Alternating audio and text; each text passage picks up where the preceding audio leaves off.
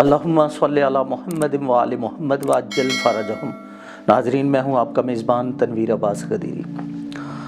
ہم مسلسل اس ٹاپک پہ بات کر رہے ہیں، بندش کیسے لگتی ہے، اس کی وجوہات کیا ہوتی ہیں۔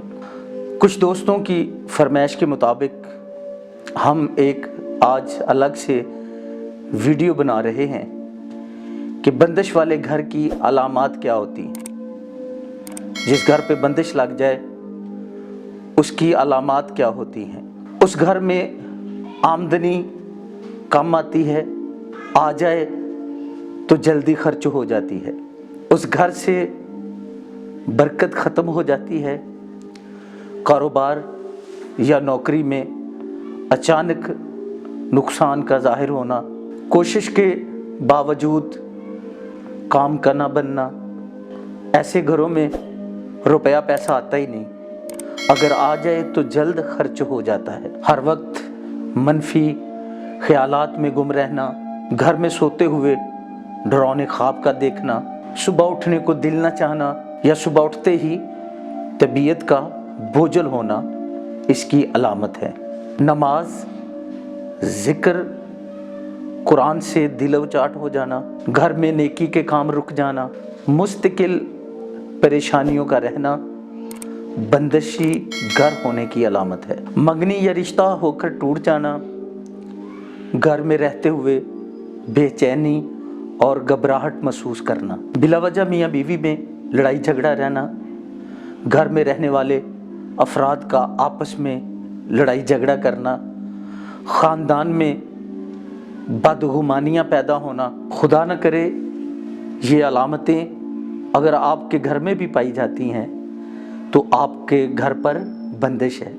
بار بار برقی آلات کا جل جانا یا خراب ہو جانا، گھر میں چھوٹے بچوں کا رونا اور ضد کرنا، پانی، بجلی یا آگ کے مسائل ہونا اس چیز کی علامت ہے کہ آپ کا گھر بندشی ہے۔ عمل، ورد وظیفہ پڑھنے کی وجہ سے بھی ہو سکتی ہے، کسی کے عمل جادو ٹونے کروانے کی وجہ سے بھی ہو سکتی ہے۔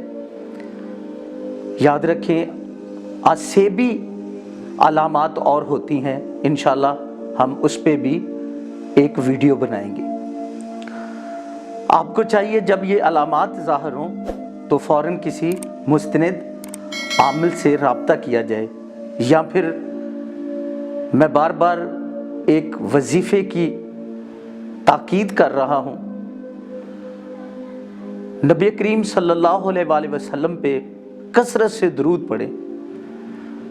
ناظرین، درود پاک وہ ورد، وہ وظیفہ، وہ عمل ہے جو سب سے بڑا ہے، کیونکہ درود وہ وظیفہ ہے، وہ ورد ہے، وہ کلام ہے جو خود پروردگار عالم پڑھتا ہے اور اس کے ملائکہ پڑھتے ہیں۔ اور جس عمل، وظیفے اور ورد کو اللہ خود پڑھے، اس سے بڑا عمل، وظیفہ، ورد کیا ہو سکتا ہے؟ بندش کیسی بھی ہو، کتنی پرانی ہو، کتنی شدید ہو، درود کے پڑھنے سے وہ ختم ہو جاتی ہے، ٹوٹ جاتی ہے۔ لہٰذا اگر آپ کے گھر پہ بندش ہے، آپ علامات محسوس کر رہے ہیں، تو ہر نماز فجر کے بعد 313 مرتبہ صلوات کاملہ پڑھنا اپنا معمول بنا لیں۔ یقین جانیے آپ کا گھر رحمتوں کا مرکز بن جائے گا، خوشیاں آپ کا مقدر بن جائے گی۔